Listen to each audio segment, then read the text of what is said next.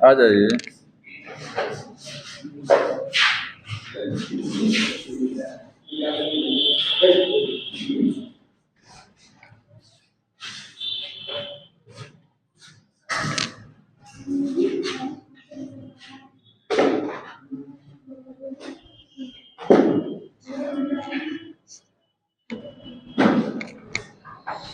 देखिए नेक्स्ट जो चैप्टर है वो है प्लांट ग्रोथ एंड डेवलपमेंट। ठीक है,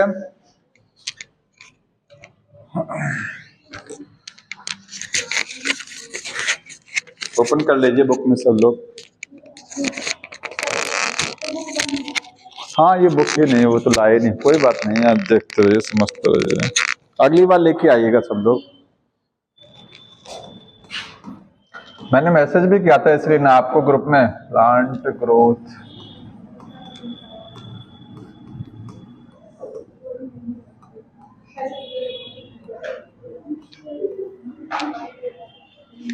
ये नया चैप्टर, ठीक।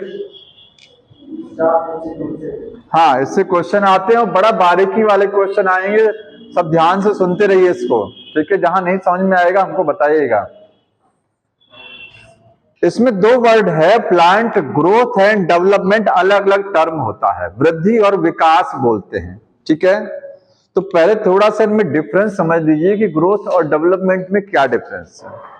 ठीक है, तो ग्रोथ का मीनिंग अभी बताएंगे। ग्रोथ को तो मीनिंग बताने में थोड़ा सा आगे एक्सप्लेन भी करना है, ग्रोथ क्या होती है। ग्रोथ क्या है, साइज में इंक्रीमेंट होना, प्लांट के किसी भी पार्ट के साइज में। ठीक है, प्लांट का या पूरी बॉडी में वजन बढ़ रहा है, लंबाई बढ़ रही है, उसके किसी पार्ट में क्या हो रहा है, लेंथ शेप साइज में इंक्रीमेंट हो रहा है या वेट में इंक्रीमेंट हो रहा है, उसको क्या बोलते हैं, ग्रोथ।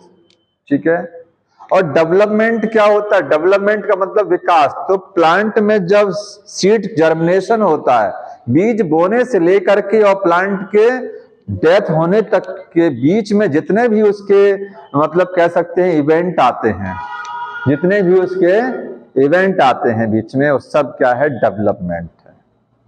डेवलपमेंट कोई एक दो दिन का काम नहीं है, एक लंबा समय लगता है। पूरा जीवन काल में जितने परिवर्तन होते हैं, ठीक है, उनको क्या बोलेंगे, डेवलपमेंट।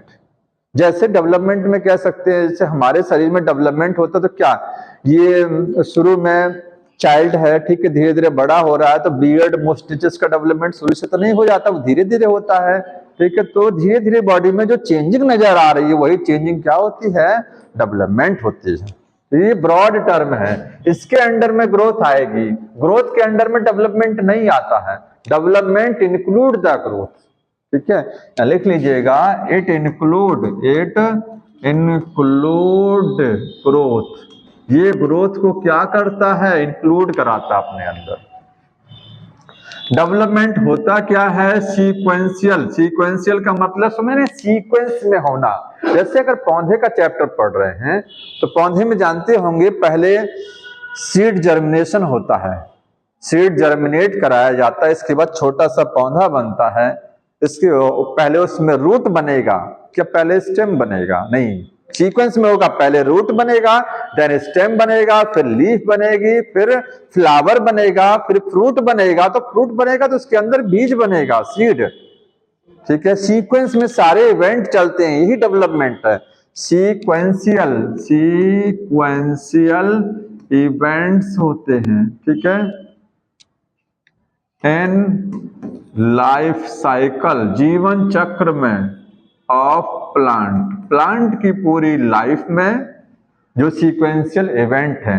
ठीक है, और लाइफ साइकिल का मतलब यहां पर क्या है कि सीड जर्मिनेशन से लेकर के अप टू डेथ तक,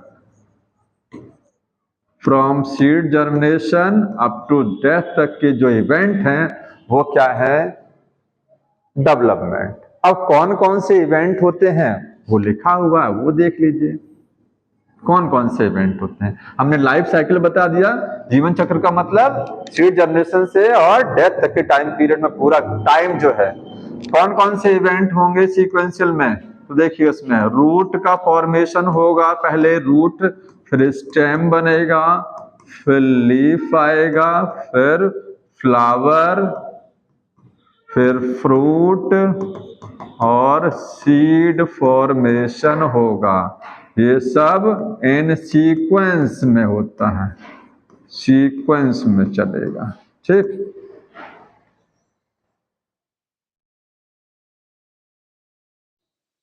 ग्रोथ तो समझा नहीं है अभी पूरा, ये ग्रोथ को अभी मैंने शॉर्ट फॉर्म में बता के मैंने छोड़ दिया है। ठीक है, अब इसमें कुछ क्वेश्चन, अब आप बुक ओपन कर लीजिए, बुक में छोटा छोटा क्वेश्चन लिखा है। ठीक है, क्वेश्चन मार्क बनाया है, वो क्वेश्चन के आंसर आप जान लीजिए। ठीक है, पहला फर्स्ट पैराग्राफ ओपन करिए, उसमें एक क्वेश्चन पूछा, जहां क्वेश्चन मार्क है उसी क्वेश्चन को देखिए। मिला आपको 6वीं 7वीं लाइन लगभग है, 7th 8th line, sorry book ही नहीं किसी के पास, तो क्या देखेंगे, कोई बात नहीं है। ये बोल रहा है why does the vegetative phase precedes the flowering in A plant. हम बोल रहे हैं, आप सुनिए कि वेजिटेटिव फेज, प्लांट में दो तरीके की फेज आती है, एक वेजिटेटिव अवस्था होती है, एक रिप्रोडक्टिव। जब तक फ्लावर नहीं आता है तब तक वेजिटेटिव फेज चलती है, और जब फ्लावर और फ्रूट और रिप्रोडक्शन चालू तो रिप्रोडक्टिव।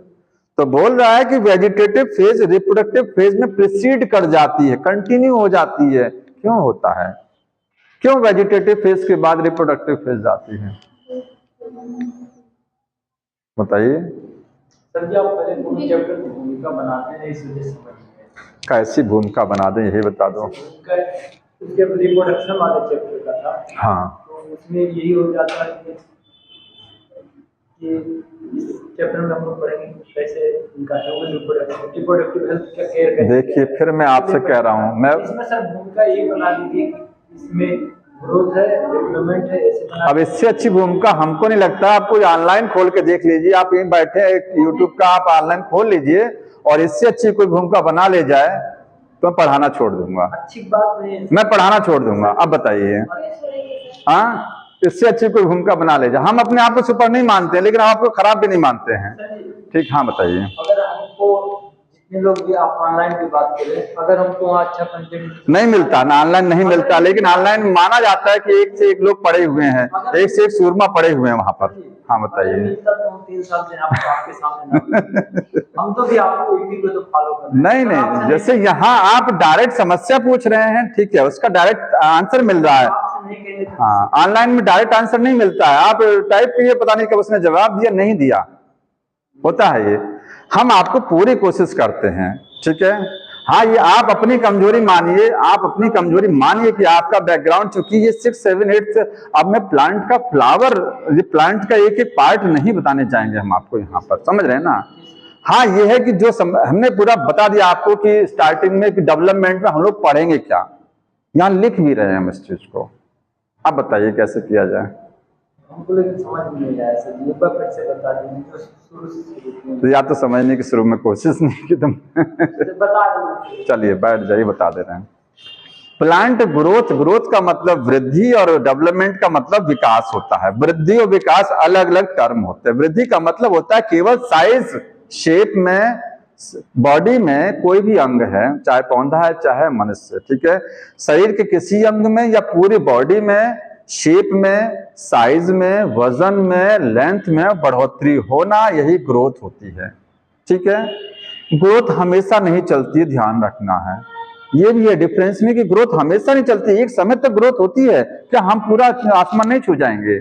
लेकिन डेवलपमेंट अब क्या होता है, डेवलपमेंट जो है जन्म से लेकर के मृत्यु तक के बीच में जितने इवेंट आते हैं, जितनी घटनाएं वो एक्सीडेंट हुआ ये सब घटनाएं नहीं, घटनाएं आपकी बॉडी में जितने परिवर्तन होते रहते हैं धीरे धीरे, वो सब क्या है, डेवलपमेंट में आएंगे। तो डेवलपमेंट हुआ क्यों, ग्रोथ की वजह से हुआ। भाई ग्रोथ हो रही है तभी तो हमारी बॉडी में चेंजिंग आ रही, तभी तो प्लांट की बॉडी में चेंजिंग आ रही। आप देखते हैं क्या, ये मैंने लिख रहे हैं, रूट है, रूट के बाद ही स्टेम बनेगा, उसके बाद ही लीफ आएगा, एक सीक्वेंस में चल रहा ना, पहले रूट बना, फिर स्टेम बना, फिर लीफ बना, फिर फ्लावर। आखिर ये चेंज आ रहा है पौधे में कि नहीं आ रहा है। पौधे में रूट, स्टेम, लीफ, कुछ दिन बाद देखते हैं फ्लावर बन गया, फिर फ्रूट बन गया, फिर सीड बन गया, ये परिवर्तन हो रहे हैं। यही क्या है, डेवलपमेंट। एक दिन बाद पौधा मर जाएगा, ठीक, बुढ़ापा आ जाएगा, मर जाएगा, ये डेवलपमेंट है। और ये हुआ क्यों, ग्रोथ की वजह से हुआ। अगर ग्रोथ नहीं होती तो क्या फ्लावर बन जाता, क्या सीड बन जाता, नहीं बन पाता ना। तो ग्रोथ तो चल रही है और उसकी वजह से विकास भी हो रहा है। ठीक, तो दोनों में ये डेवलपमेंट आपको समझ में आया कि डेवलपमेंट होता क्या है, स्टार्टिंग से लास्ट तक जितने भी चेंजिंग है वो क्या है, डेवलपमेंट है। अब एक चीज और होती है डिफरेंस में, देखिए मैं यही लिख रहा हूं कि डेवलपमेंट जो है,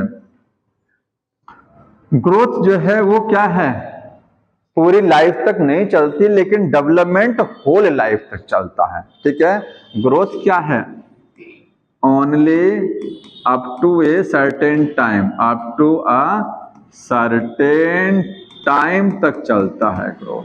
ठीक है, समझ में आया, ग्रोथ क्या होती है, एक सर्टेन टाइम तक। अब मैंने बोला था बुक में कुछ क्वेश्चन लिखा है, क्वेश्चन ये पूछा गया पहला, आप क्वेश्चन एक साथ नोट कर लीजिएगा। पूछा है वेजिटेटिव फेज के बाद में रिप्रोडक्टिव फेज क्यों आती है, तो इसलिए आती है ताकि प्रजनन हो सके। अगर रिप्रोडक्ट फ्लावर नहीं बनेगा तो कैसे सीड बनेगा, कैसे फ्रूट बनेगा, तो उसकी अगली पीढ़ी कैसे आएगा। ठीक है, रिप्रोडक्शन नहीं होगा तो अगली जनरेशन नहीं आएगा।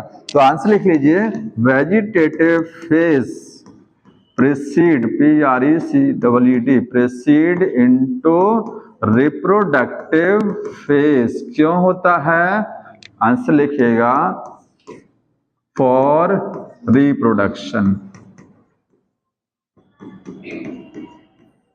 ठीक है, रिप्रोडक्शन का मतलब जान ही रहे क्यों होता है। ठीक है, दूसरा अब देखिए, अब आगे क्वेश्चन मिलेगा तो आपको बताएंगे। अब इसके बाद इन्होंने समझाया है कि प्लांट जो होते हैं, प्लांट में आप जानते हैं सेल्स होती हैं, सेल के मिलने से क्या बनता है, टिश्यू बनता है, टिश्यू के मिलने से ऑर्गन, ऑर्गन के मिलने से ऑर्गन सिस्टम। लेकिन प्लांट में ऑर्गन सिस्टम नहीं होता, ध्यान रखना है, प्लांट में ऑर्गन सिस्टम नहीं है, प्लांट में ऑर्गन तक ही रहता है केवल। ऑर्गन सिस्टम ह्यूमन या एनिमल्स में होता है, जैसे डाइजेस्टिव सिस्टम है, नर्वस सिस्टम, ये सब। तो सेल से मिलकर टिश्यू, टिश्यू से मिलकर के ऑर्गन बनता है, ये हम लोग जानते हैं। एक क्वेश्चन पूछा गया है कि क्या जितनी भी सेल हमारी बॉडी में होती हैं, ठीक है, यहाँ ये लिखा है all plant organ made up of variety, ये सब बोल रहा है ऑर्गन, हाँ कहाँ गया, हाँ बॉडी में जितनी भी सेल हैं, क्वेश्चन ये है, मैं लिख रहा हूं all cells, question number 2, is there any relationship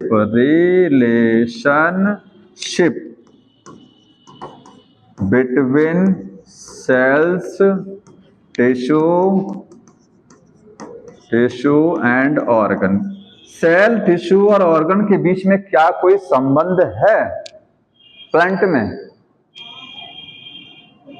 तो संबंध है भाई। सेल और टिश्यू और ऑर्गन के बीच में संबंध ये है कि सेल आपस में इकट्ठा होकर के ग्रुप करती हैं तो टिश्यू बनता है, और टिश्यू ग्रुप करके ऑर्गन। ठीक है, तो यहां इसका आंसर क्या लिखेंगे, हाँ संबंध है। ठीक है, यस, और यस क्या रिलेशन है कि सेल से ही क्या बनता है, टिश्यू बनेगा, और टिश्यू से ऑर्गन बनेंगे, ये रिलेशन होता है इनमें आपस में। ठीक है, 2 हो गया। तीसरा क्वेश्चन पूछा गया है, क्या सेल जो प्लांट में होती हैं उनका स्ट्रक्चर और उनका फंक्शन चेंज किया जा सकता है या नहीं। अब सोचिए, तीसरा क्वेश्चन है,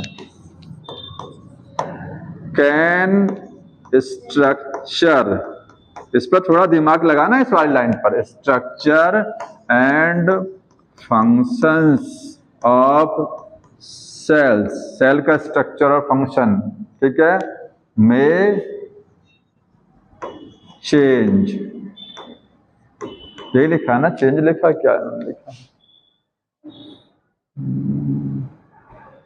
अल्टर्ड लिखा है। अल्टर्ड का मतलब ही चेंज करना होता है, अल्टर्ड।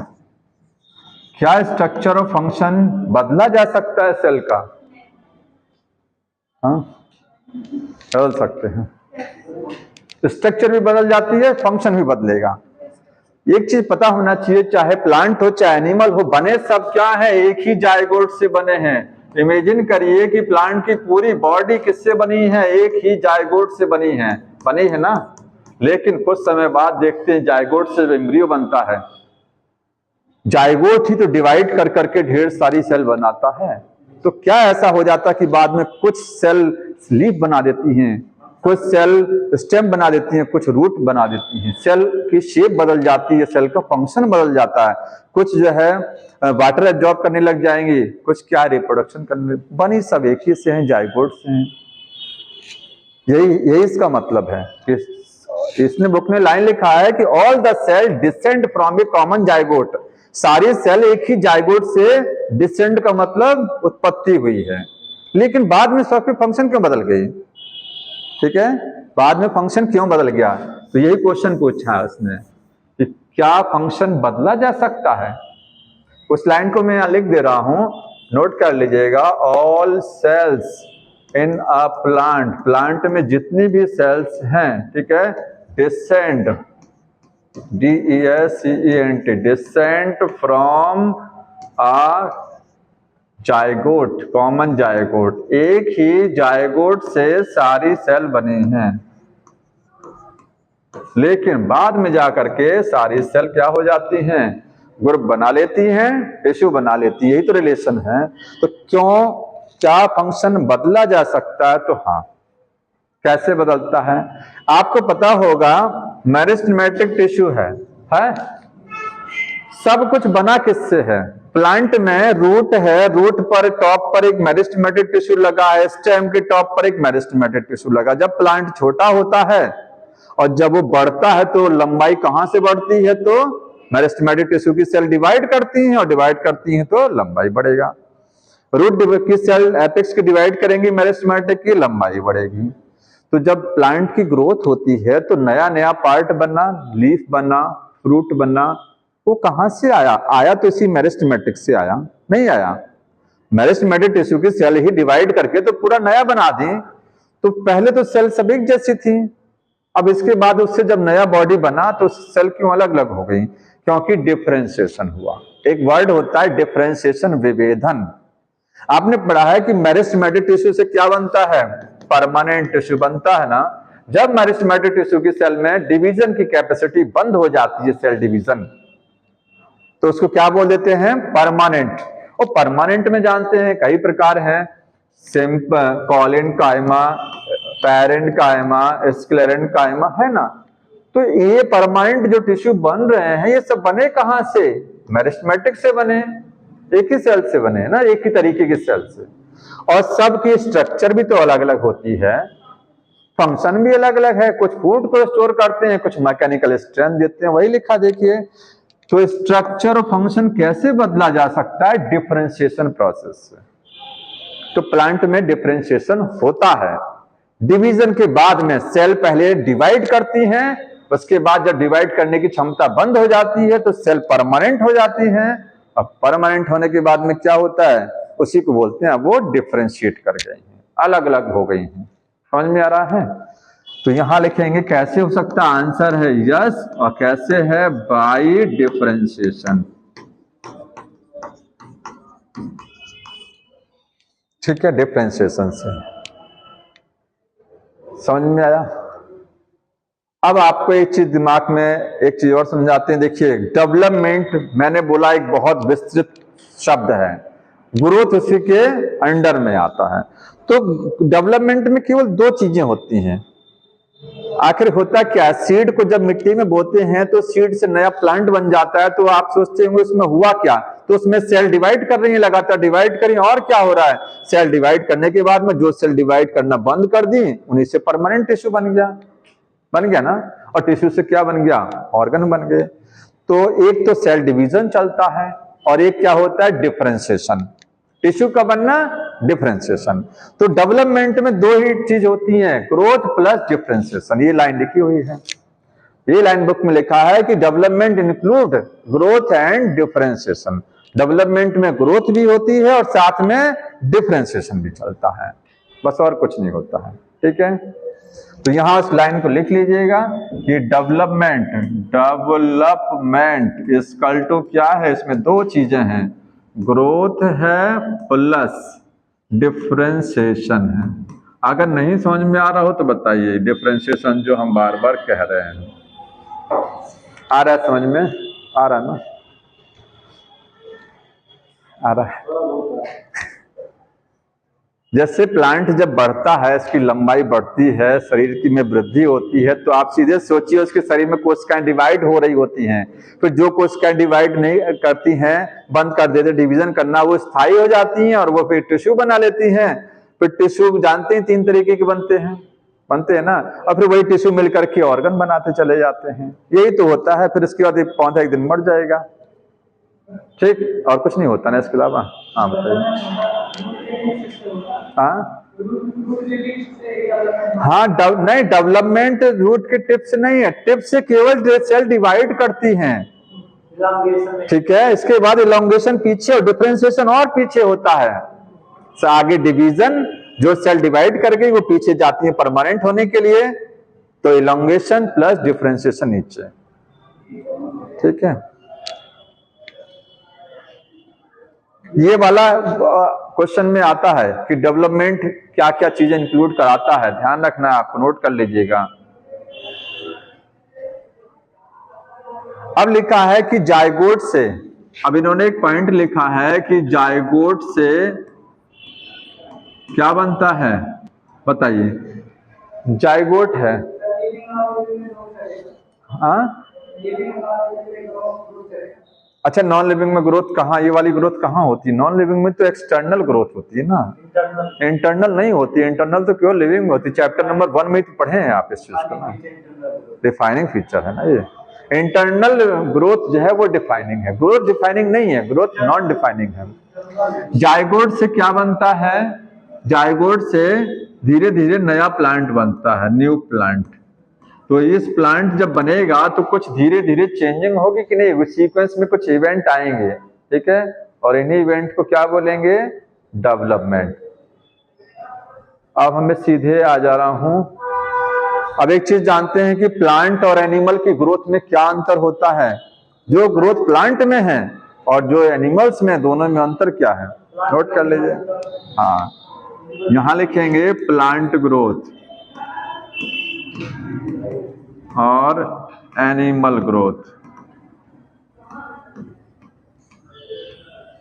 पहला है लोकेलाइज्ड। लोकेलाइज्ड का मतलब हर जगह से बॉडी में ग्रोथ नहीं होती है, टिप सर्टेन लोकेशंस पर ग्रोथ, जहां मेरिस्टेमेटिक टिश्यू है वहीं से ग्रोथ होगा, टिप से ग्रो करेगा। लीफ में कहां से ग्रोथ होती है? मार्जिन्स पर मेरिस्टेमेटिक टिश्यू लगा, मार्जिनल मेरिस्टेम है, किनारे पर मेरिस्टेमेटिक है। लीफ मोटाई ज्यादा नहीं बढ़ती, लीफ का एरिया बढ़ता है क्योंकि उसके किनारे मेरिस्टेमेटिक लगा है, ठीक है। तो लोकलाइज का मतलब सर्टेन लोकेशंस पर ग्रोथ होती है। प्लांट में ग्रोथ कहाँ है? कुछ लोकेशंस पर, और यहाँ पर डिफ्यूज्ड ग्रोथ होता है। डिफ्यूज्ड का मतलब इन होल बॉडी, हमारी बॉडी में, बॉडी का हर अंग में ग्रोथ होती है, हर तरफ से ग्रोथ हो रही है। दूसरा है अनलिमिटेड है, अनलिमिटेड ग्रोथ होती है। लेकिन ध्यान रखना है, एक लाइन पर जब क्वेश्चन आएगा तो ये ध्यान रखना है कि प्लांट में हमेशा अनलिमिटेड नहीं है, जनरली अनलिमिटेड। इस चीज को कहीं बॉक्स बना के लिख लीजिएगा कि प्लांट में जनरली, इन प्लांट में जनरली अनलिमिटेड ग्रोथ होती है, असीमित अनलिमिटेड ग्रोथ। और जनरली पर आप हाईलाइट कर लीजिएगा इसको, ठीक है। हमेशा नहीं होता, जनरली का मतलब सामान्यता, नॉट ऑलवेज। हमेशा नहीं कह सकते हैं कि प्लांट में अनलिमिटेड ग्रोथ है। बताइए क्या अनलिमिटेड समझ रहे हैं ना? बादल नहीं छुएगा। अनलिमिटेड का मतलब वो हमेशा ग्रो, प्लांट बहुत सारा सूख जाता है, सूख गया, पत्ती वत्ती सब गिर गया, इसके बाद देखते छोटा सा कल्ला फेंका और फिर उसमें साइड ब्रांच निकल आया, ठीक है। तो एक लंबे समय तक, एक लंबे, अनलिमिटेड का मतलब ही नहीं पूरा जिंदगी भर, जब ऐसा नहीं है अनलिमिटेड, ठीक है। लेकिन सारे पार्ट में अनलिमिटेड नहीं है। फ्रूट में एक साइज, एक समय तक ग्रोथ होती है, उसके बाद गिर जाएगा, उससे बड़ा नहीं होगा, ठीक है। लीफ में एक समय तक ग्रोथ होती है, हाँ। तो बॉडी के सारे पार्ट में प्लांट में अनलिमिटेड ग्रोथ नहीं है, कुछ ही पार्ट में है। इसलिए जनरली वर्ड यूज किया जाता है। और यहाँ ग्रोथ क्या है, लिमिटेड है, एक लिमिटेड समय तक ही ग्रोथ होती है। हाँ, समझ में आया? यहाँ और रीजन क्या लिमिटेड का, मेरिस्टेमेटिक। इसका कारण क्या है, ड्यू टू मेरिस्टेमेटिक टिश्यू, क्योंकि एक ऐसा टिश्यू है जो हमेशा डिवाइड करता रहता है, वहां वो नहीं है। ठीक है,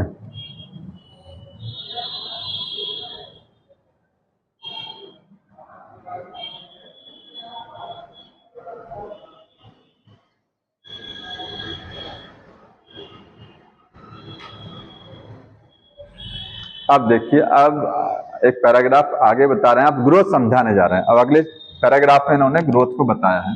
अब देखिए, जो चैप्टर यहाँ से अब धीरे धीरे स्टार्ट हो रहा है ग्रोथ, वो तो डेवलपमेंट, दोनों में अंतर बता दिया। ग्रोथ क्या होता है, परमानेंट, क्योंकि ग्रोथ जब एक बार हो जाती है प्लांट में तो वह वापस नहीं होती है कि लंबाई बढ़ गया तो घट नहीं जाएगा, परमानेंट चेंज है। Permanent increase in the length, shape, size, weight, वजन में परमानेंट बढ़ोतरी होना, लंबाई में परमानेंट बढ़ोतरी, सेल्स की संख्या भी बढ़ जाती है अगर पौधे में, वो भी ग्रोथ मानी जाती है। ठीक है, तो लिखेंगे ग्रोथ क्या है, परमानेंट। और परमानेंट को ही हम लोग क्या बोल देते हैं, इर्रिवर्सिबल। इर्रिवर्सिबल, जो चीज परमानेंट है वो इर्रिवर्सिबल है। चेंज इन लेंथ में, ठीक है, size, weight and number of cells in body. Body में इन चीजों में अगर कोई चेंज हो रहा है तो वो क्या है, ग्रोथ है। ठीक, जानते हैं वेट में दो वेट होता है, एक होता है फ्रेश वेट और एक क्या है, ड्राई वेट। हम लोग ग्रोथ को मेजर करने में कौन सा वेट कंसीडर करते हैं, ड्राई वेट, क्योंकि फ्रेश वेट अगर लेंगे, मान लीजिए पत्ती देखना कि पत्ती 4 महीने में कितनी ग्रोथ हुई, तो वजन तोड़ लेंगे तोड़ करके, तो ड्राई, उसको पत्ती को सुखा करके, लीफ को ड्राई कराने के बाद तब वजन तोलें, क्योंकि फ्रेश वेट जो होता है वो ताजा वेट होता है। ठीक है, उसमें अगर ट्रांसपिरेशन पानी उड़ गया तब तो आपकी वैल्यू डिस्टर्ब आ जाएगी। इसलिए उसको, उस पार्ट को, प्लांट के जिस पार्ट में भी ग्रोथ को मेजर करना है उसका आप कौन सा वेट लेंगे, फ्रेश वेट नहीं लेंगे, ड्राई वेट लेंगे। उसको सुखाने के बाद में तब वजन किया जाएगा, क्योंकि फ्रेश वेट तो बदलता रहता है। जैसे पानी आपकी बॉडी का है, पानी ज्यादा पी लिया वजन बढ़ गया, पानी कम हुआ वजन कम हो गया। ठीक है, ये चीजें हैं। लेकिन कुछ पार्ट का हम लोग फ्रेश वेट ही लेते हैं, ध्यान रखिएगा। ड्राई वेट जनरली कौन सा यूज किया जाता है, इसी को यूज करते हैं। लेकिन कुछ जगहों पर बताइए फ्रेश वेट किसका काउंट किया जाएगा। फ्रूट में अगर आपको ग्रोथ देखना, फल में, तो फल कभी सूखा करके ग्रोथ नहीं चेक किया जाता है। ठीक है, क्योंकि फ्रूट को ड्राई कराएंगे तब तो बेकार हो जाएगा। कुछ जगहों पर हम फ्रेश वेट ही लेते हैं, फॉर एग्जांपल फ्रूट्स में, क्योंकि फ्रूट्स में ऐसा नहीं होता है कि वाटर लॉस तुरंत हो जाए, वाटर लॉस का चांस नहीं है उसमें। लीफ में है वाटर लॉस हो जाएगा, लेकिन फ्रूट में वाटर लॉस उतनी जल्दी नहीं होता है। तो मेनली क्वेश्चन आता है कि मेनली किस वेट को कंसीडर करेंगे, तो मेनली हम लोग ड्राई वेट को कंसीडर करते हैं। अब दूसरी चीज है कि ग्रोथ कैसे होती है, रीजन क्या है, कारण। तो ग्रोथ होती है मेटाबॉलिज्म की वजह से, उपापचय क्रियाएं। अगर शरीर में हमारे मेटाबॉलिक रिएक्शन नहीं चलेगा तो ग्रोथ नहीं होता है, प्लांट में भी और एनिमल्स में भी। मेटाबॉलिक रिएक्शन समझ रहे हैं, फोटोसिंथेसिस नहीं होगा, रेस्पिरेशन नहीं होगा, रेस्पिरेशन नहीं होगा तो एनर्जी नहीं बनेगा। और जानते हैं एनर्जी पूरे शरीर के लिए जरूरी है प्लांट में, ठीक है, या एनिमल में। तो ग्रोथ क्या है, रिक्वायर, ग्रोथ के लिए क्या जरूरी है, मेटाबॉलिज्म, मेटाबॉलिक रिएक्शन जरूरी है। वो दो प्रकार का है, एनाबॉलिज्म भी जरूरी है और कैटाबॉलिज्म। ठीक है, उन्होंने लिखा है कि कैटाबॉलिज्म से क्या होता है, एनर्जी मिलती है। इससे क्या मिलेगा, एनर्जी। एनर्जी कहाँ से मिलेगा, कैटाबॉलिक रिएक्शन। तो ग्रोथ किससे हो रही है, ग्रोथ के लिए मेटाबॉलिज्म का चलना बहुत जरूरी होता है। बताइए।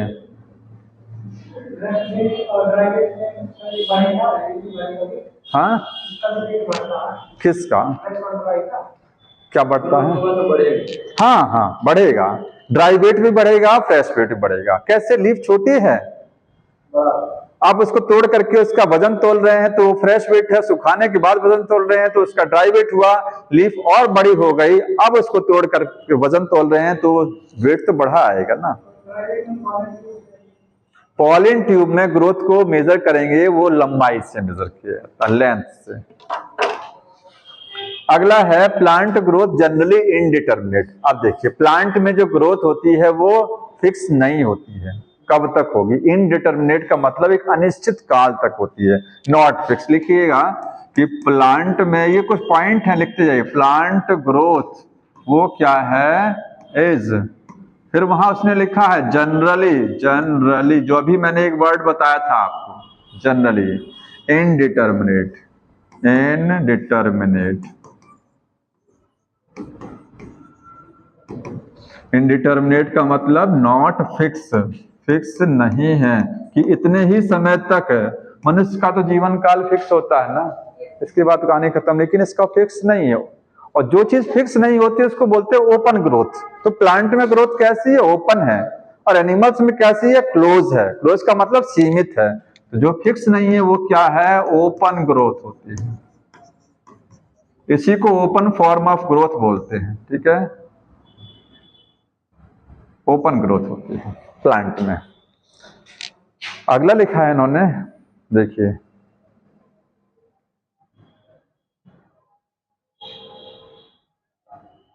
सर्टेन लोकेशंस पे प्लांट में ग्रोथ होती है, मैंने बता दिया आपको। एक लाइन बहुत इंपॉर्टेंट है, वो लिख रहे हैं, देखिए,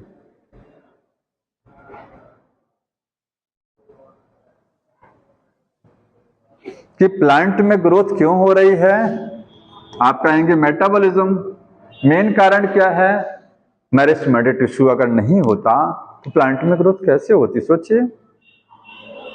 मेरिस्टेमेटिक टिश्यू तो डिवाइड करता तभी तो ग्रोथ होती है। तो मेरिस्टेमेटिक टिश्यू की एक खासियत में बता रहे हैं कि मेरिस्टेमेटिक टिश्यू की जो सेल्स होती हैं वो क्या होती हैं, वो डिवाइड भी करती हैं और सेल्फ परपेचुएट भी होती हैं। इस लाइन को लिख रहा हूं, समझा दे रहा हूं, लिखेंगे सेल्स ऑफ मेरिस्टेमेटिक टिश्यू।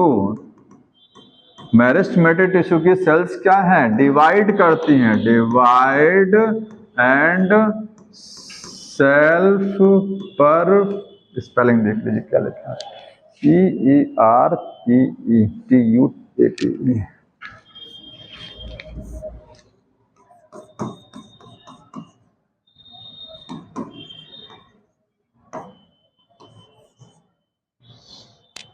ठीक है, इतना तो आपको पता है ना कि मेरिस्टेमेटिक टिश्यू की सेल क्या करती हैं, डिवाइड। ये समझना है कि सेल्फ परपेचुएट क्या होता है। जैसे कभी ऐसा नहीं होता है कि मेरिस्टेमेटिक टिश्यू की सेल डिवाइड कर रही है, 1 से 2 बनी, 2 से क्या बनी, 4। जब ये डिवाइड करना बंद कर देती है तो जानते हैं क्या होता है, इनसे क्या बन जाएगा, परमानेंट टिश्यू। यही सेल क्या हो जाएंगी, परमानेंट। का मतलब है ये डिवाइड नहीं करेंगी, तभी तो बनता है परमानेंट। किससे बनता है, मेरिस्टेमेटिक से। कब, जब इसकी सेल डिवीजन करना बंद कर देती है। लेकिन कुछ सेल को ये बचाए रखते हैं, उनको परमानेंट नहीं होने देती। अगर सब परमानेंट हो जाएगा तो आगे कौन डिवाइड करेगा, फिर आगे कौन डिवाइड करेगा। इसलिए मेरिस्टेमेटिक टिश्यू बहुत चालाक किस्म का टिश्यू है। ये जब डिवाइड करता है तो कुछ सेल तो परमानेंट हो जाने देता है, लेकिन कुछ सेल एज सच मेरिस्टेमेटिक बनी रहती हैं ताकि आगे फिर डिवीजन का उनसे डिवीजन कराया जा सके। तो सेल्फ परपेट का मतलब क्या है, लिखिएगा कि कायम रखना। ठीक है, इसका हिंदी मीनिंग लिखिएगा,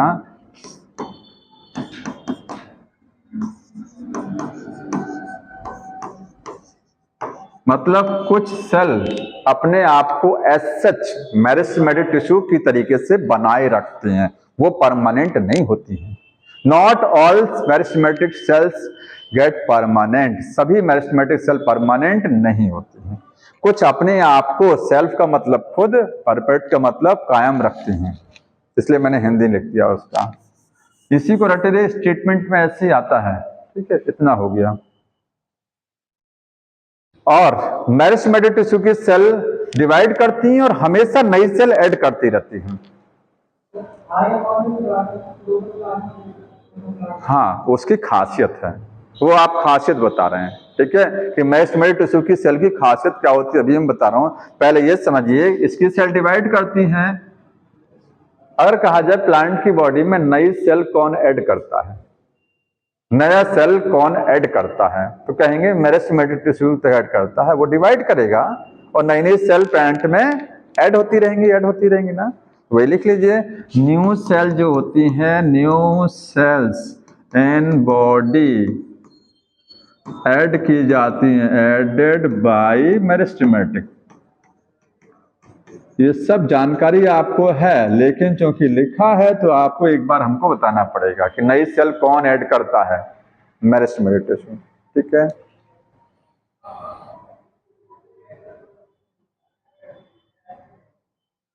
अब एक क्वेश्चन पूछा गया है, लिखा है कि मेरिस्टेमेटिक टिश्यू की cell what would happen if, अगर मेरिस्टेमेटिक टिश्यू डिवाइड करना बंद कर दे तो क्या होगा। जाहिर सी बात है कि सेल डिवीजन नहीं होगा, नया सेल नहीं बनेगा, ठीक है। तो आंसर क्या होगा, ग्रोथ स्टॉप हो जाएगा। यहां मैं लिख रहा हूं, आगे लिखिएगा आप, इफ मेरिस्टेमेटिक टिश्यू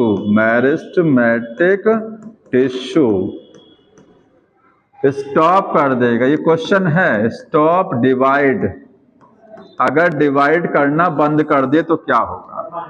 तो नहीं, डिवाइड नहीं करेगा अगर, तो ठीक है, तो जो सेल उसने बना के रखी है वो तो परमानेंट हो गई, लेकिन अब नया सेल नहीं बनेगा, तो न्यू सेल नहीं बनेगी तो ग्रोथ स्टॉप हो जाएगी। तो लिखेंगे ग्रोथ क्या हो जाएगा, ग्रोथ स्टॉप हो जाएगी।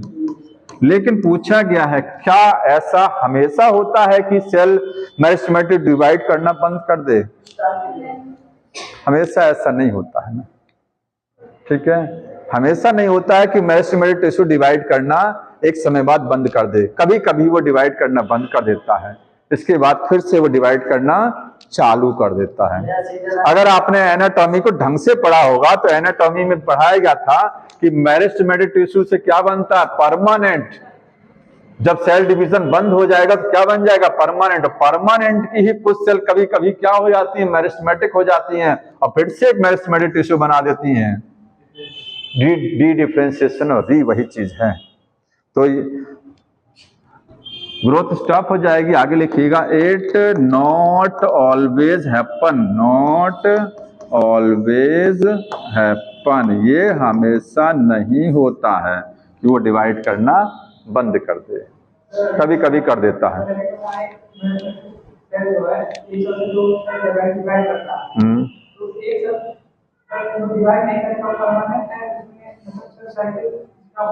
बिल्कुल, उसमें बंद हो जाएगा।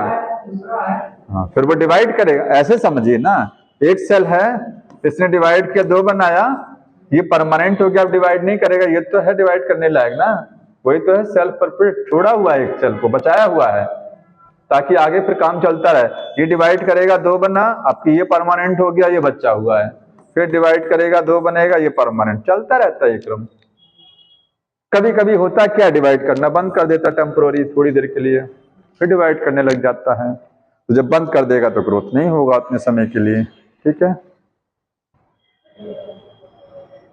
अब इसके बाद और क्या दिया है, अगले पैराग्राफ में है कि जो ग्रोथ होती है, ग्रोथ वो दो प्रकार का है।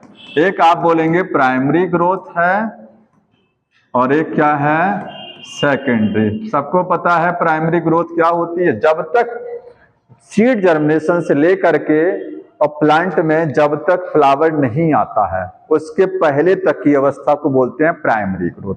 मतलब जब तक पौधा रूट स्टेम लीफ बना रहा है तब तक कौन सी ग्रोथ हो रही है? प्राइमरी। और जब फ्लावर बनने लग जाएगा तो कौन सी हो जाए, सॉरी, जब उसमें मोटाई बढ़ने लग जाएगी।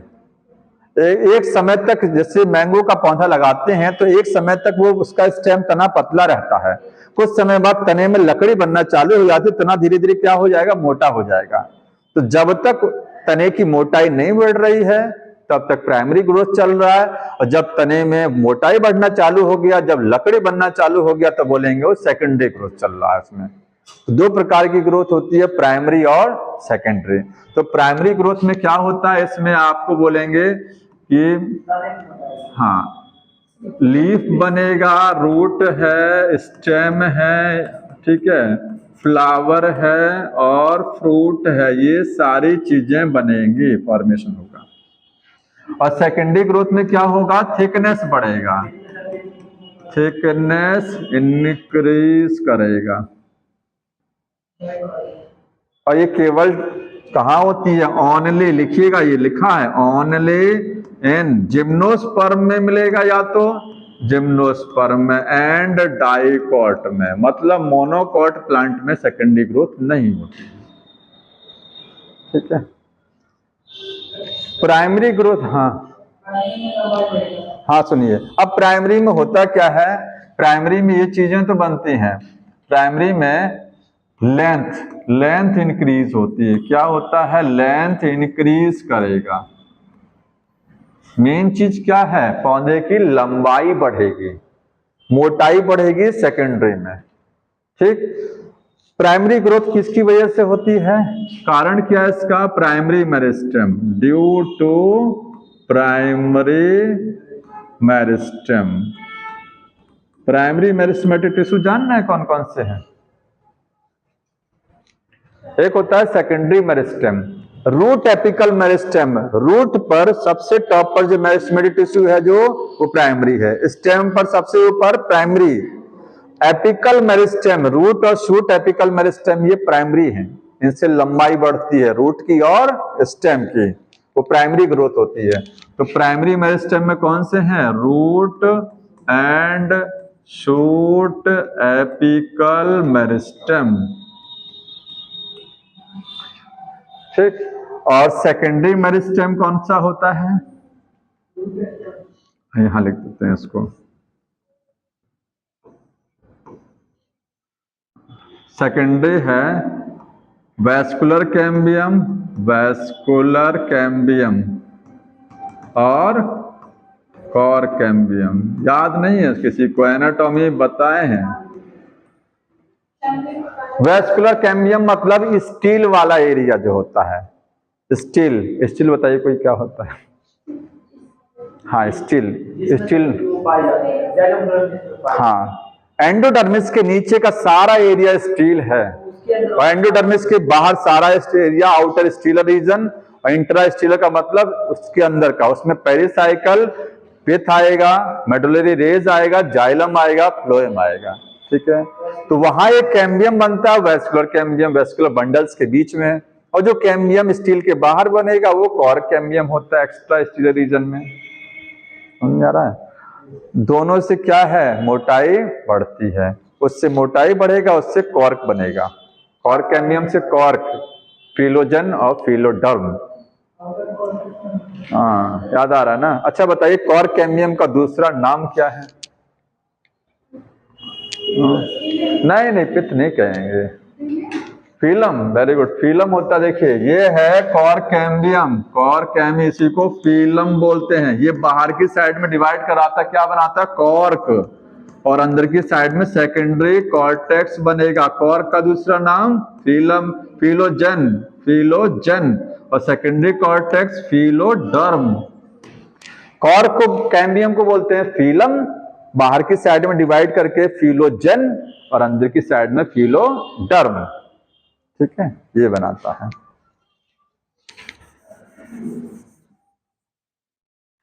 ये लाइन लिखी हुई थी कि दो तरीके की ग्रोथ है, प्राइमरी और सेकेंडरी। प्राइमरी के लिए कौन जिम्मेदार है? Primary meristem. प्राइमरी मेरिस्टेम कौन से हैं? रूट और शूट एपिकल मेरिस्टेम। क्या करते हैं? लंबाई बढ़ाते हैं। सेकेंडरी ग्रोथ किससे क्या होगा? सेकेंडरी ग्रोथ किसकी वजह से होती है? Secondary meristem. और सेकेंडरी मेरिस्टेम से होता क्या है? मोटाई बढ़ती है, थिकनेस, गर्थ। आप गर्थ भी कह सकते हैं, गर्थ का मतलब थिकनेस होता है। और सेकेंडरी मेरिस्टेम कौन कौन से हैं? तो वैस्कुलर कैम्बियम और कॉर कैम्बियम। इन्हीं को ही लेटरल मेरिस्टेम भी बोलते हैं। लेटरल का मतलब जो प्लांट की लेटरल साइड पर होते हैं, बाहरी साइड पर, लेटरल मेरिस्टेम। बताइए। हाँ बिल्कुल होगा, कॉर कैम्बियम में डिफरेंशिएशन होता तभी तो बनेगा परमानेंट टिश्यू। एक लाइन बताइए, ऑल जितने भी लेटरल मेरिस्टेम हैं, लेटरल का मतलब समझ रहे हैं ना, जो सेकेंडरी ग्रोथ कराते हैं, जो द्वितीयक वृद्धि कराते हैं, जो मेरिस्टेम तने में या जड़ में परिधि पर होते हैं, परिफरी वाले एरिया में होते हैं, टिप पर नहीं होते हैं। टिप वाले को छोड़ करके जो पेरिफरी वाले एरिया में, उनको क्या बोलते हैं? लेटरल मेरिस्टेम या सेकेंडरी। ग्रास मेरिस्टेम है कि ग्रास तो प्लांट है ना। मैं ये पूछ रहा हूं कि all lateral meristem are secondary nature, सही है कि नहीं सही है? सारे लेटरल मेरिस्टेम सेकेंडरी होते हैं कि नहीं होते हैं? ये एनाटॉमी में बताया है मैंने आपको। नेचर होता लेकिन होते हैं। मैं लिख दूं यहां पर, ऑल लेटरल मेरिस्टेम, सभी lateral meristem are not secondary. ये लाइन सही है। सेकेंडरी मेरिस्टेम सब नहीं है। बताइए कौन कारण, क्या क्यों नहीं है? ये स्टेटमेंट सही है, नॉट सेकेंडरी। सभी सेकेंडरी मेरिस्टेम लेटरल हैं। दूसरा लिख रहा हूं, नोट कर लीजिएगा, all secondary meristem are lateral. ये सही है, मतलब दोनों लाइन सही हैं। लेकिन देखिए, सभी लेटरल मेरिस्टेम सेकेंडरी नहीं है, लेकिन सभी सेकेंडरी मेरिस्टेम लेटरल हैं। कुछ समझे इसको कि नहीं समझे? अभी देखिए, जितने लेटरल मेरिस्टेम है, लेटरल समझ रहे हैं ना, कौन कौन सा लेटरल? जो किनारे की साइड पर। आप बोलेंगे lateral vascular cambium, cork cambium, यही तो लेटरल है।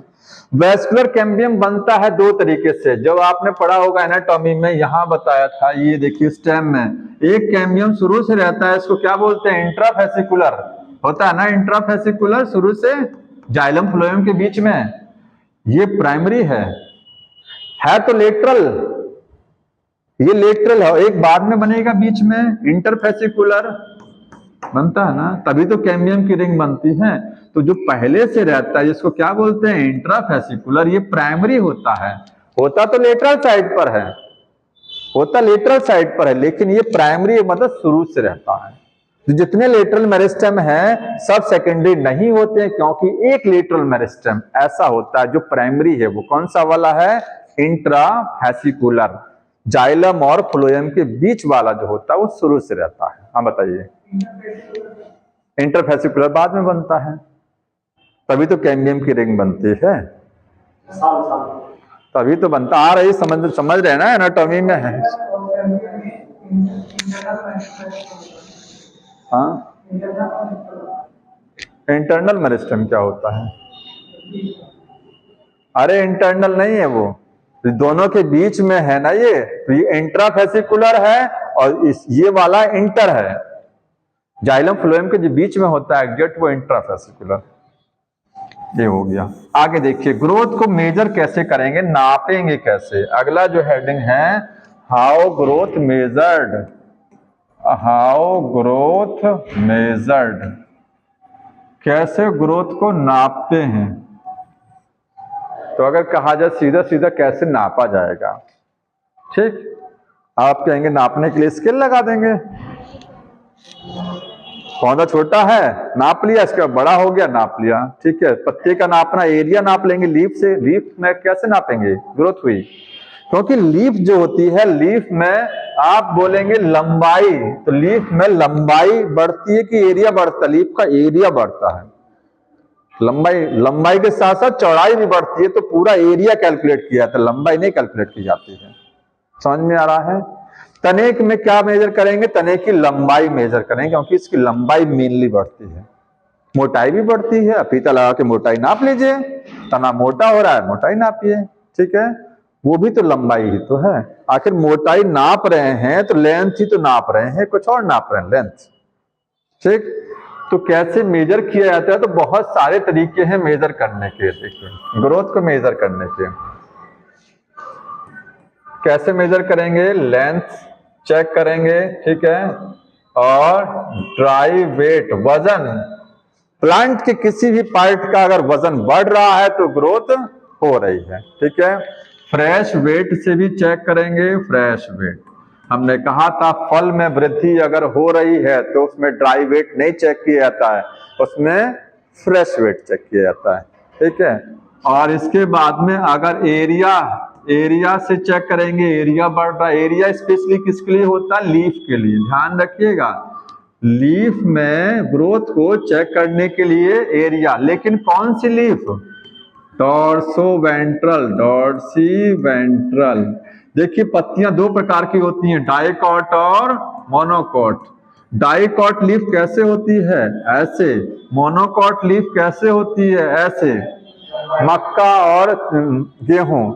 तो हाँ, तो डाइकॉट लीफ में हम एरिया देखते हैं तब ग्रोथ पता लगाते हैं, लेकिन मोनोकॉट में लंबाई देखते हैं, क्योंकि गेहूं और चावल की पत्तियों में चौड़ाई कहाँ बढ़ती है ज्यादा, लंबाई मेन होता है। इसलिए बुक ने लिखा भी है कि एरिया डॉर्सो वेंट्रल लीफ के लिए माना जाता है केवल। हाँ, अरे वही एरिया का मतलब पूरा एरिया कैलकुलेट कर लीजिए, कितना एरिया पहले था कितना अब हो गया। एरिया बढ़ गया तो ग्रोथ हो गया। मोटाई वगैरह नहीं नापते हैं, लेकिन डाइकॉट में ही एरिया नापते हैं। मोनोकॉट में लंबाई बढ़ती है लीफ की, चौड़ाई कम बढ़ती है उस रेशियो में, ठीक है। इसलिए लिखा है उसने कि डॉर्सो वेंट्रल के लिए है, केवल डॉर्सो वेंट्रल के लिए ओनली। तो हम लोग एरिया से नाप सकते हैं लेंथ। अब बताइए लेंथ कहाँ कहाँ नापेंगे? तने की लंबाई बढ़ रही है तो तने में ग्रोथ पता लगाना चाहते हैं तो आप लेंथ का सहारा ले सकते हैं। रूट में चेक करना चाहते हैं तो लेंथ मेजर कर सकते हैं। और लेंथ कहाँ नापी जाती है? Pollen tube. पॉलिन ट्यूब समझ रहे हैं ना? जब पॉलिन ग्रेन जर्मिनेट करता है स्टिग्मा पर, पॉलिन ग्रेन क्या आया? जर्मिनेट किया तो वो ट्यूब बनाता है। ये ट्यूब में वृद्धि हो रही है या नहीं हो रही है? अगर ट्यूब बढ़ रही है पॉलिन ट्यूब तो आप कहेंगे कि ग्रोथ हो रहा है, पॉलिन ट्यूब में ग्रोथ हो रही है। तो इसकी लंबाई मेजर की जाती है। तो लंबाई एक जगह और मेजर करते हैं, पॉलिन ट्यूब। जो ये क्वेश्चन आता है कि पॉलिन ट्यूब में ग्रोथ को कैसे मेजर करेंगे? Bye checking the length, length को मेजर करेंगे तब ग्रोथ पता लगेगी पॉलिन ट्यूब में। तो वेट हो गया, लेंथ हो गया, एरिया हो गया, ठीक। और क्या तरीके हैं देखिए अब।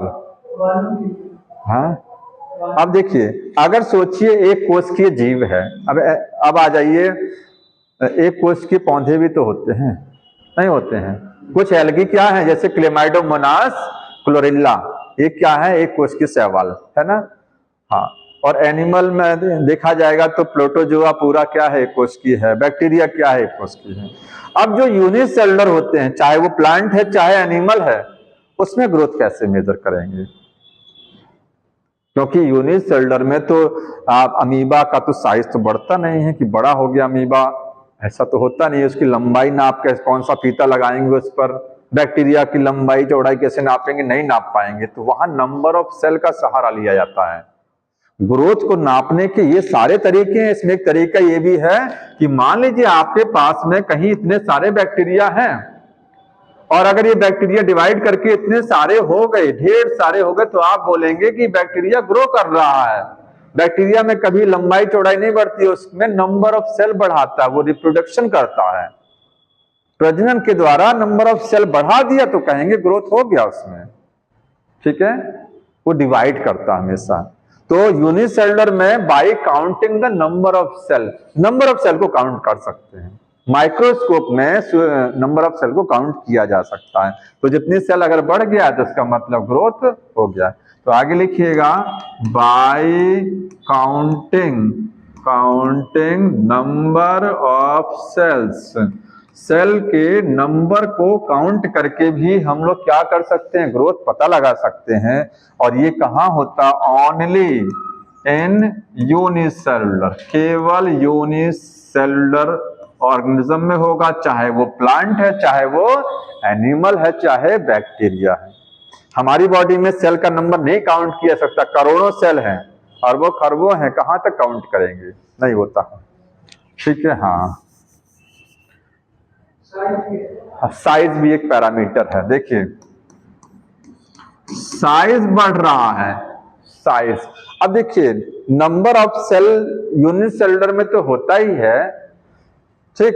एक डाटा बुक ने दिया, अभी बताऊंगा। साइज, अगर साइज बढ़ रहा है तो इसका मतलब ग्रोथ हो रही है, साइज से भी ग्रोथ पता लगा लेते हैं, ठीक है। अब साइज का एक बुक ने डाटा दिया है कि वाटरमेलन जो होता है, वाटरमेलन जब उसमें वृद्धि होती है तो 1 घंटे में उसकी जो सेल होती हैं वो 3.5 लाख गुना बड़ी हो जाती हैं। देखिए पढ़िए, वाटरमेलन में 3.5 लाख गुना सेल जो है साइज में इंक्रीज हो सकती है। घंटा नहीं दिया है, कोई टाइम फिक्स नहीं है, पूरा जीवन तक। वाटरमेलन छोटा है, तरबूज छोटा है, वो बड़ा हो गया तो उसकी एक सेल कितना गुना बड़ा बढ़ जाती है, 3.5 लाख गुना बड़ी हो जाती है पूरी लाइफ में अपने, ठीक है। वाटरमेलन तो साइज में लिखेंगे सेल्स ऑफ वाटरमेलन।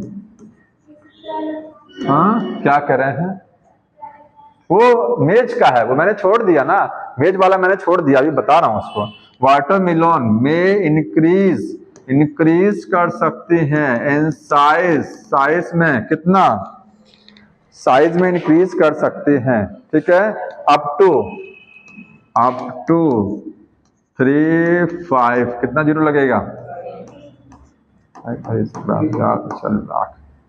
ठीक है, हाँ टाइम्स, इतना टाइम्स वो साइज में इंक्रीज कर सकते हैं। और एक डाटा और लिखा है, ये तो पूरी लाइफ का, 1 घंटे का नहीं है, मक्के का लिखा है। जो मक्के का पौधा होता है मेज, उसका जो रूट एपिकल मेरिस्टम होता है, शूट लिखा है, रूट एपिकल मेरिस्टम, रूट की सेल, ठीक है, 1 घंटे में 17,500 नई सेल बना सकती हैं 1 घंटे में। तो डाटा याद रखिएगा, यहाँ लिख लीजिए अलग से, ठीक है। Root apical meristem, root apical meristem of maize में 17,500 सेल्स पर आवर 1 घंटे में कैन प्रोड्यूस। एक सेल से इतनी सेल बन जाते हैं।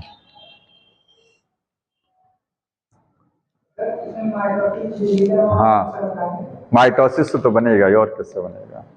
रूट एपिकल मेरिस्टम में माइटोसिस होगा, मियोसिस कहां से हो जाएगा। अब एक चीज शुरुआत में सबसे पहला पैराग्राफ पे लिखा है कि बताइए जितनी भी चीजें हैं, चाहे शेप बढ़ रही है, चाहे लंबाई बढ़ रही है, चाहे वजन बढ़ रहा है, चाहे एरिया बढ़ रहा है, चाहे नंबर ऑफ सेल बढ़ रही हैं, इस सब की वजह क्या है, क्यों लंबाई बढ़ती है। तो सेल में जैसे सेल होती है तो सेल पहले कहेंगे अब डिवाइड होती है, होता है ना, उसके बाद सेल साइज में भी तो बड़ी होती है, नहीं होती है, सेल साइज में भी तो बढ़ती हैं तभी तो ग्रोथ होती है। जब तक सेल साइज में नहीं बढ़ेगा तब तक ग्रोथ नहीं होगा। तो साइज में बढ़ेगा तो आप कह लेंगे प्रोटोप्लाज्म होता है सेल के अंदर, एक चीज क्या होता है, प्रोटोप्लाज्म।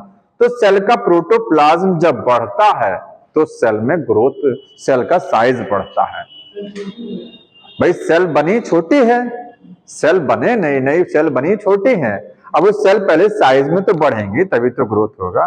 तो बढ़ेंगे कैसे, उनके अंदर जो प्रोटोप्लाज्म था पहले अब वो वृद्धि करेगा ना, तो प्रोटोप्लाज्म और नया बनेगा, तो प्रोटोप्लाज्म का अमाउंट बढ़ेगा तभी तो सेल का साइज बढ़ेगा, ठीक। तो सेल का जो साइज बढ़ता है वो due to the increase in the amount of the protoplasm.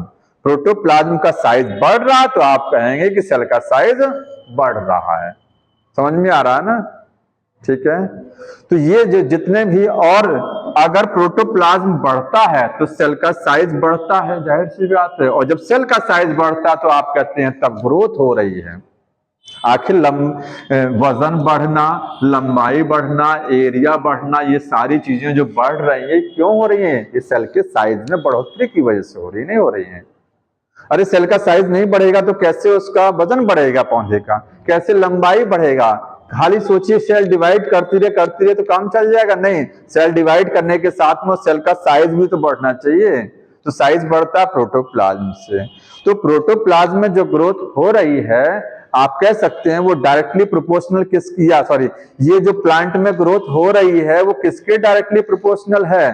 Protoplasm के अमाउंट के। जितना ज्यादा प्रोटोप्लाज्म बढ़ेगा उतनी ही ग्रोथ ज्यादा होगी, कम प्रोटोप्लाज्म बढ़ेगा ग्रोथ कम होगा। तो बुक ने एक लाइन लिखा है कि growth is more or less directly proportional to the increase in the protoplasm. Growth जो है प्रोटोप्लाज्म के डायरेक्टली प्रोपोर्शनल है, लेकिन ज्यादा भी है और कम भी है। अगर प्रोटोप्लाज्म बढ़ा तो ग्रोथ बढ़ी, प्रोटोप्लाज्म कम बढ़ेगा तो ग्रोथ कम होगा। मोर or less directly proportional. Directly proportional समझते हैं, वो चीज बढ़ रही है तो वो भी बढ़ेगी, लेकिन अगर वो घटा वो भी घटा। तो मोर और लेस का मतलब बढ़ा तो बढ़ा ना, घटा तो घटा, है तो डायरेक्टली चल रहा ना। ठीक है, तो एक लाइन को लिख लीजिएगा। हाँ एक चीज और, हाँ बताइए क्या कर रहे हैं, बोलिए। हाँ अरे ठीक है, वो सब बता रहा हूं। अच्छा, क्या जरूरत पड़ गई लंबाई नापने की? जब एक्चुअल ग्रोथ प्रोटोप्लाज्म की वजह से हो रही थी तो क्या हम प्रोटोप्लाज्म नहीं नाप सकते? तो बड़ा कठिन काम है। प्रोटोप्लाज्म में कितना बढ़ोतरी हुई ये नापना असंभव काम है, इसीलिए इनका सहारा लिया जाता है। जैसे आपके कितना समझ में आया, हमको कैसे पता आपको कितना समझ में आया? कैसे पता लगेगा? हम जब पूछेंगे तो पता लगेगा। ऐसे ही प्लांट में ग्रोथ कितनी हुई, कितना प्रोटोप्लाज्म बढ़ गया, ये कैसे पता लगेगा? ये प्रोटोप्लाज्म तो दिखता नहीं है, मतलब वो तो पता ही लग पाएगा। तो लंबाई बढ़ गई, वजन बढ़ गया, तो आप आइडिया लगा लेंगे कि प्रोटोप्लाज्म बढ़ गया होगा। ये चीज है, ठीक है। यहां लिख लीजिएगा कि प्रोटोप्लाज्म जो ग्रोथ होती है वो कैन नॉट डायरेक्ट मेजर, उसको डायरेक्टली मेजर नहीं कर सकते हैं। ठीक, और आगे लिखिएगा it is more or less directly proportional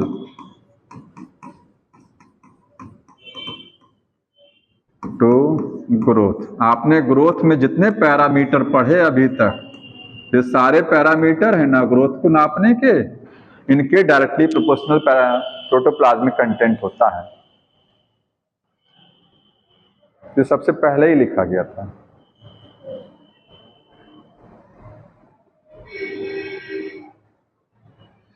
इसीलिए अगर कहा जाए कि इतनी सब चीजों की जरूरत क्या पड़ गई, ये लंबाई नापने की और वजन नापने की क्या जरूरत पड़ गई, ग्रोथ को नापने में ये सारे पैरामीटर क्यों पढ़ने पड़ते हैं? क्योंकि ये नापना बड़ा कठिन काम है, असंभव है।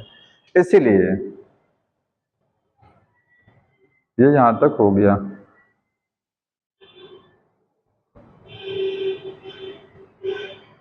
तो बताइए, साइज में इंक्रीज हो रहा है, अगर कहीं साइज इंक्रीज कर रहा है तो उसका एग्जांपल कौन सा होता है? वाटरमेलन बताएंगे। Increase in the size, growth को नापने का एक तरीका साइज में इंक्रीमेंट होना, वो है वाटरमेलन का एग्जांपल लेके बताएंगे। इतना गुना साइज बढ़ जाता है।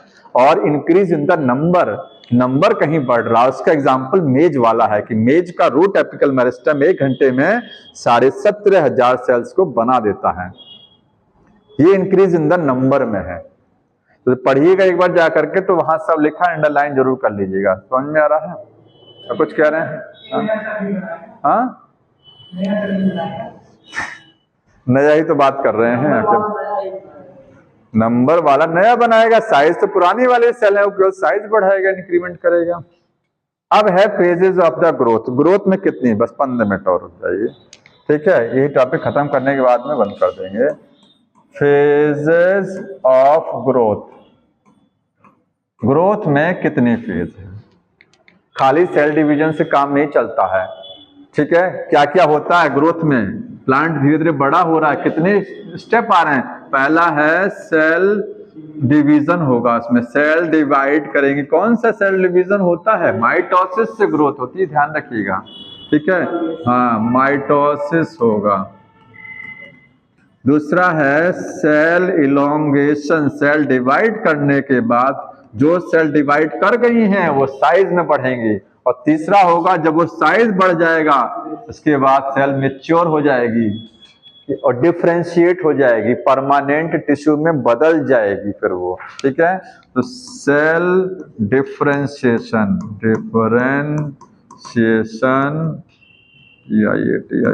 या मैच्योरेशन बोलते हैं, ठीक है। बताइए सेल डिवीजन किससे होता है?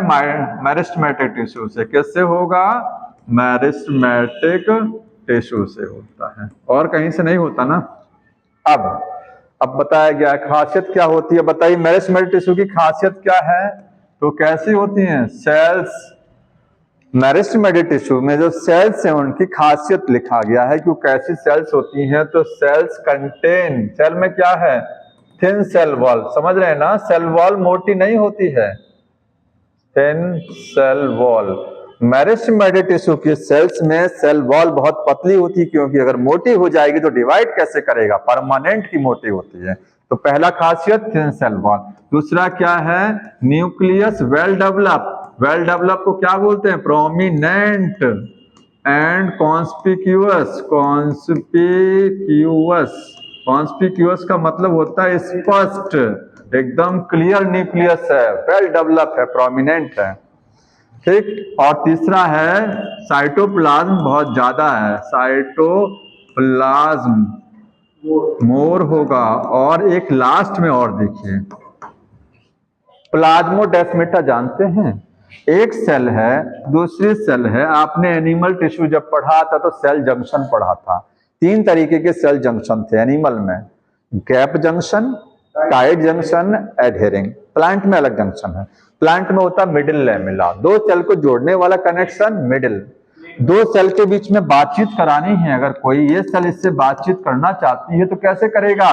दोनों के बीच में एक कनेक्शन रहेगा, रास्ता रहेगा, इसी को क्या बोलेंगे? प्लाज्मोडेस्माटा। इस सेल का कंटेंट यहाँ पर जा सकता है, बातचीत करने के लिए होता है, यही प्लाज्मोडेस्माटा। तो मेरिस्टेमेटिक टिश्यू की सेल में प्लाज्मोडेस्माटा बहुत ज्यादा होते हैं, क्योंकि सेल डिवाइड करती हैं तो सेल को एक दूसरे से मदद लेनी पड़ती है, कम्युनिकेशन बनाना पड़ता है, ठीक है। तो प्लाज्मोडेस्माटा कनेक्शंस होते हैं, प्रेजेंट मिलेंगे आपको।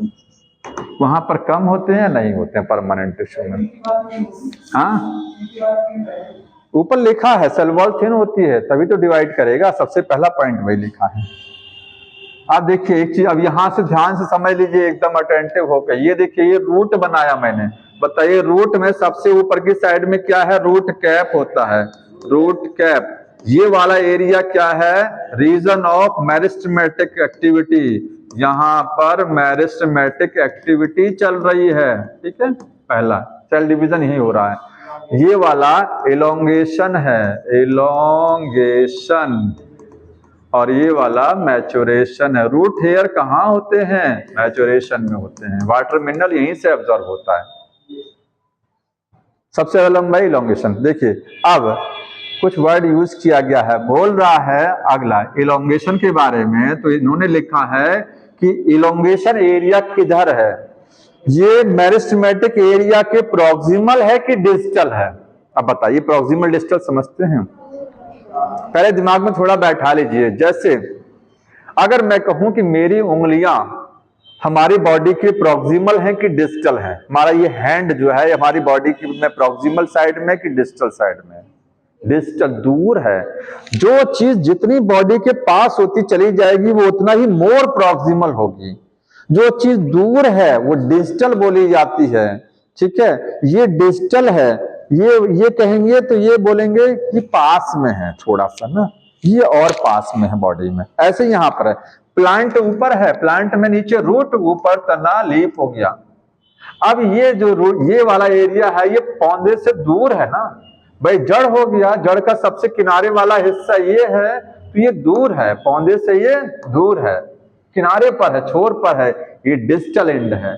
जितना इधर बढ़ेंगे, जितना रूट में अंदर की ऊपर की साइड पर जाएंगे जड़ तने की तरफ, उतना ही प्रॉक्सिमल होता चला जाएगा। आप बोलेंगे ये प्रॉक्सिमल साइड में बढ़ रहे हैं, इधर क्या है, डिजिटल साइड में बढ़ रहे हैं। इधर ये है डिजिटल, बढ़ेंगे और इधर जाएंगे तो प्रॉक्सिमल साइड में जाएंगे। ठीक है, अब बताइए यहां से समझ में आ रहा है। अब लिखा है कि इलोंगेशन एरिया कहाँ है, लिखा है कि हाँ proximal to meristematic zone, meristematic area, यही लिखा ना, पढ़ लीजिए थोड़ा सा लाइन। जब मोर प्रॉक्सिमल लिखा है, पढ़ के बताइए एक बार, मैं भी पढ़ ले रहा हूं। जो लिखा है एग्जैक्ट वही आपको पता भी होना चाहिए। मोर लिखा है कि खाली प्रॉक्सिमल, ये पढ़िए। मोर लिखा है ना, हाँ मोर, यही मोर समझाना है हमको, इसी पर सर्किल कर लेते हैं। इलोंगेशन वाले में लिखा ना, इलोंगेशन ही लिखा, ये भी चेक कर लीजिए। नहीं आप फिर गलत हो जाएगा, हम पढ़ रहे हैं, मैं पढ़ रहा हूँ। Cell enlargement, new cell were deposited, ठीक है, further away from the apex that is more proximal lies the portion of axis which is, नहीं ये है मोर प्रॉक्सिमल, नीचे वाला वही मैं कह रहा था ना, ये नहीं है, ये केवल प्रॉक्सिमल है। देखिए प्रॉक्सिमल समझ लीजिए, ये एरिया इलोंगेशन किसके पास में है, मैरिस्टेमेटिक एक्टिविटी के पास में है ना, ठीक है, तो इलोंगेशन एरिया इसके बगल में है, यही लिखा हुआ ना, meristematic zone the phase of elongation है। इन्होंने इसके बारे में लिखा ही नहीं है कि न्यू सेल डिपोजिशन, कोई बात नहीं है,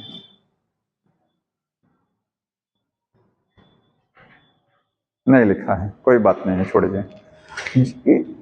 अगर इस एरिया की आप बात करेंगे, इस एरिया की, तो ये मैच्योरेशन के, इसके बगल में मैच्योरेशन है और इसके इधर क्या है, मेरिस्टेमेटिक है, तो इसके डिजिटल साइड में मेरिस्टेमेटिक जोन है और इसके प्रॉक्सिमल साइड पे क्या है, मैच्योरेशन, क्योंकि इधर की साइड पे बढ़ने पर प्रॉक्सिमल एंड प्रॉक्सिमल साइड पे बढ़ रहे हैं, पास जा रहे हैं, उधर क्या है, दूर जा रहे हैं। तो इसको अगर इससे कंपेयर करेंगे, बोलेंगे मेरिस्टेमेटिक एरिया किधर है, तो इलोंगेशन के डिजिटल साइड में है, मैच्योरेशन जोन किधर है, इलोंगेशन के प्रॉक्सिमल साइड में है। आ रहा समझ में ना, ऐसे बोला जाएगा, इसलिए मैंने आपको दिखाया है। इसकी खासियत क्या होती है, तो इलोंगेशन जोन की खासियत क्या है, इसमें जो सेल्स होंगी वो कैसी होंगी,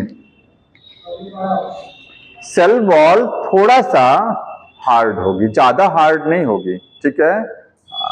तो एक सेल वॉल जो है, सेल वॉल स्लाइटली थिक हो जाएगा, थिक होगा, बहुत ज्यादा नहीं, स्लाइटली। और क्या होगा, प्रोटोप्लाज्मिक मॉडिफिकेशन इसमें नहीं है, सेल इनलार्ज करेगा, सेल साइज में बड़ा होगा, वैक्यूल डेवलप होगा, वैक्यूलाइजेशन और सेल इलोंगेशन। मतलब आप बोलेंगे इलोंगेशन में सेल साइज में बढ़ती हैं, यहां सेल डिवाइड करेगा, जो सेल डिवाइड कर जाएगा वो सेल जब इस एरिया में पहुंचेगा तो क्या होगा, सेल का साइज बढ़ेगा। साइज कैसे, साइज बढ़ेगा तो सेल इलोंगेट करेगी। वैक्यूलाइजेशन क्या होता है, अच्छा बताइए, मेरिस्टेमेटिक टिश्यू की सेल में वैक्यूल होती हैं कि नहीं होती हैं, रिक्तिकाएं, सोच के बताइए। मेरिस्टेमेटिक टिश्यू की सेल में वैक्यूल होती हैं कि नहीं होती हैं, नहीं होती हैं, आप नोट कर लीजिए, यहां पर वैक्यूल्स नहीं है। वैक्यूल कारण क्या है, वैक्यूल्स क्या होती हैं, रिजर्व, कुछ चीजों को इकट्ठा करती हैं। जैसे अगर ये सेल है, हम कह रहे हैं इसमें वैक्यूल है, तो आप कहेंगे प्लांट की सेल में वैक्यूल होती है, लेकिन मेरिस्टेमेटिक टिश्यू की सेल में नहीं होती है, वो परमानेंट की सेल में होती है। जब परमानेंट सेल हो जाती है तो उसमें क्या बन जाती हैं, वैक्यूल। मेरिस्टेमेटिक में क्यों नहीं होती, क्योंकि वैक्यूल का काम क्या होता है, इकट्ठा करना। कौन इकट्ठा करता है, हाँ कौन मतलब स्टोर जो है, स्टोर करने की जरूरत मेरिस्टेमेटिक टिश्यू की सेल को नहीं होती है, पता होना चाहिए, क्योंकि मेरिस्टेमेटिक टिश्यू की सेल हमेशा डिवाइड कर रही हैं। सोचिए, जो सेल हमेशा डिवाइड कर रही है, क्या उसके पास कोई चीज स्टोर हो सकती है? स्टोर नहीं हो सकती। जो सेल डिवाइड नहीं कर रही है वही तो स्टोर करके रखेगी अपने पास कुछ चीजों को। जो डिवाइड कर रही है वो तो बेचारी खर्च किए जा रही है। पैसा किसके पास स्टोर होता है? बैठा आराम से स्टोर करके बैठा। जो लगातार काम कर रहा है वो तो पैसे को इन्वेस्ट किया जा रहा है ना, पैसे से पैसा बनाया जा रहा है। तो वैसे ही मेरिस्टेमेटिक टिश्यू की सेल लगातार डिवाइड कर रही है, उनको डिवाइड करने के लिए ऊर्जा चाहिए। ऊर्जा भोज्य पदार्थों से मिलेगी, तो यहाँ स्टोर कैसे कर पाएंगी? वो स्टोर नहीं कर पाती हैं। इसीलिए स्टोर करने का काम कब होता है? जब सेल साइज में बड़ी होती हैं तो वहां पर वैक्यूल बनती हैं और वैक्यूल में स्टोरेज होता है। ठीक है। और अगला कौन सा है? Cell maturation. तो सेल मैच्योरेशन का मतलब जब सेल डिवाइड कर गया, सेल साइज में बढ़ गया, अब अगर वो सेल डिवाइड नहीं करना चाहता है तो वो क्या हो जाएगा? परमानेंट हो जाएगा। तो परमानेंट में एक चीज ध्यान रखना, होता क्या है? सेल वॉल जो होती है सेल की वेरी हार्ड हो जाती है, बहुत हार्ड हो गया।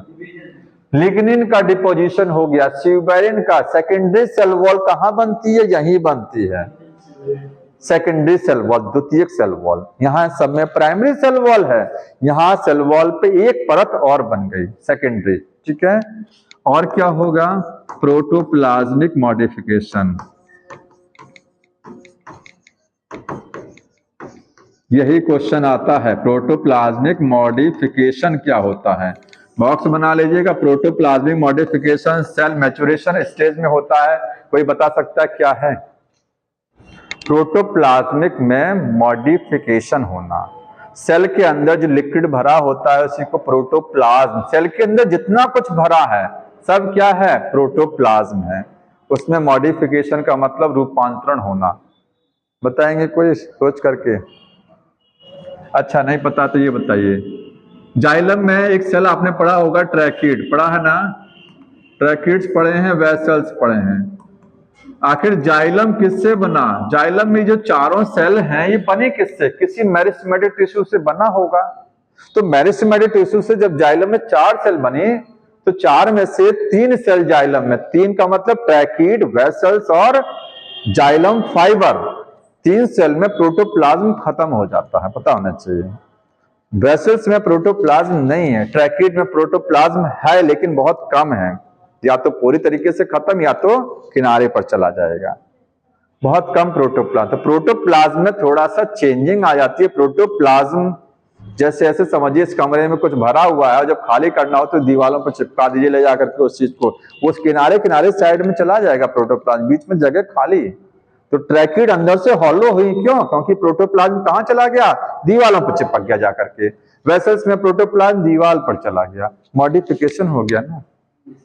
तो यही प्रोटोप्लाज्मिक, प्रोटोप्लाज्म में चेंजिंग आना, ये मैच्योरेशन अवस्था में होता है। ठीक है। तो बस इतना ही है कि एक्स्ट्रा सेल वॉल थिकनिंग ये सब हो गया। अगली बार क्या बताना है? ग्रोथ रेट बताना है। ठीक है, पढ़ के आइएगा।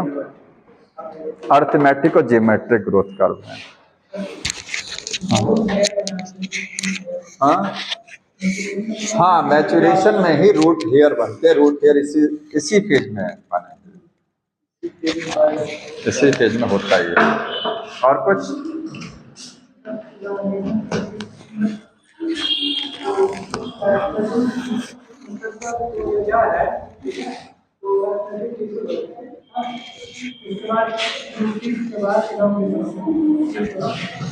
नहीं समझ में आया ना अभी? अच्छा रुक जाइए, 1 सेकंड तुम ही रुके रहिए, देखिए 1 सेकंड तुम रखिए, बाकी लोग चले जाएंगे। ये देखिए यहाँ पर ये रूट हुआ, आप बोलेंगे यहाँ पर देखते रहिएगा, यहाँ पर ये सेल है, ठीक है, बाकी लोग चले जाए जिसको जाना हो। ये सेल डिवाइड कर रही है, डिवाइड कर करके ये ढेर सारी सेल बना रही है, पूरा डिवीजन चल रहा है। इसमें से कुछ सेल का मतलब ये देखिए, इतनी सेल क्या हो गई? मतलब इनमें इलॉन्गेशन हुआ। इलॉन्गेशन तो सब में होगा, इलॉन्गेशन सब में। तो ये जो सेल डिवाइड, ये सब क्या हो गई? साइज में बड़ी हो गई, ये सब साइज में बड़ी हो गई। इसमें से कुछ सेल क्या होगा? परमानेंट हो गया, ठीक है, जो परमानेंट हो गया ऊपर चला जाएगा। तो परमानेंट सेल मैच्योर हो गई, बाकी सेल मेरिस्टेमेटिक बनी गई। और कोई समस्या हो तो बताइए। बंद कर दीजिए, उसको ऑफ कर दीजिए, वीडियो ऑफ कर दीजिए।